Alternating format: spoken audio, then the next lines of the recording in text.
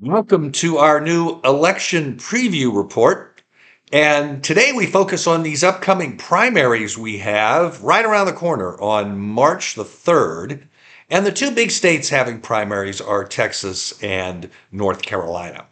And we begin with Texas. We've got what appears to be Senate runoff headed on the Republican side. Senator John Cornyn on the ballot for a fifth term, running against Attorney General Ken Paxton and Congressman Wesley Hunt. And that is almost assuredly going to a runoff election on May 26th, very likely between Senator Cornyn and Attorney General Paxton. And on their House races, we have two Democratic incumbents who may not survive March 3rd.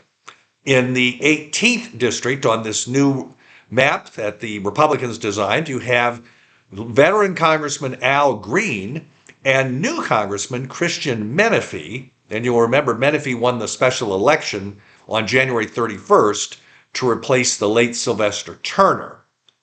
And so now, immediately, they turn to the primary for the regular term because Texas has these early March primaries.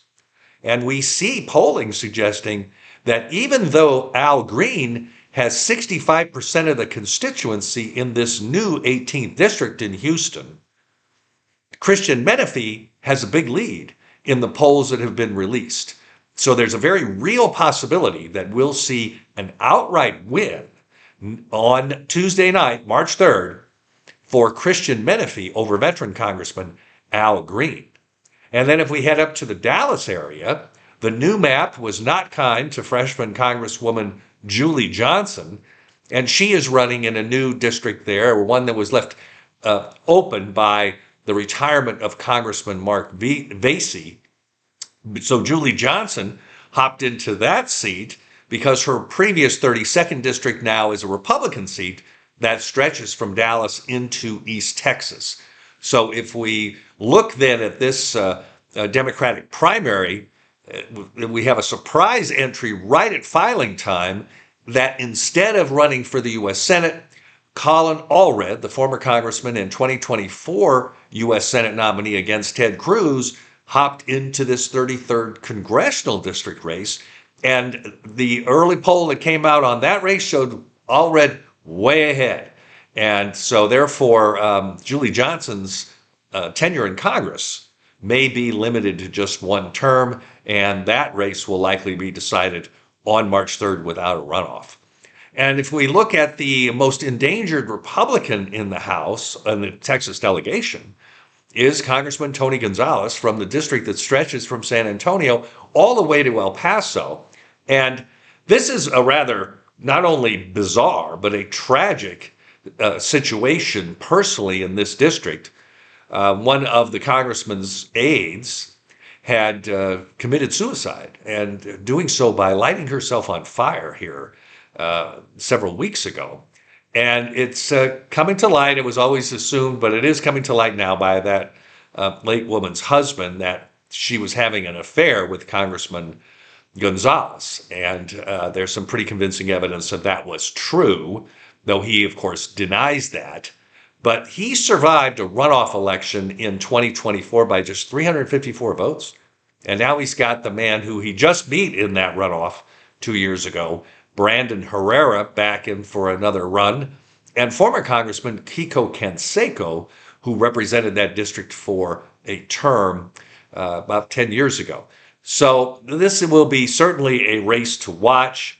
Gonzalez has never been a favorite of the conservative element in that district, hence his getting a challenge regardless of this situation with his former and the late aide. So this has really blossomed forth and blown up. We'll see just how badly this will affect Mr. Gonzalez on Election Day. And in North Carolina, the race to watch is in the 4th congressional district, which is the Chapel Hill-Durham seat. This is Congresswoman Valerie Fouché, who was elected to this seat in 2022, defeating a woman by the name of Naida Alam. And she is coming back to run again. She didn't run 2 years ago, but she is back this time. This is a bit of a different district. About a third of the district is new due to the North Carolina redistricting program. It's a safe Democratic seat, so all the battles in the Democratic primary. This will be decided on March the 3rd, and it is a competitive battle for Congresswoman Foushee. Now, the one thing that's blowing up down there is this new data center, AI data center that is going in Apex, North Carolina, which is now part of this 4th district. And Ms. Alam has come out strongly opposed to this because of what it would do to utility bills, water bills, electric bills, etc. In that particular area.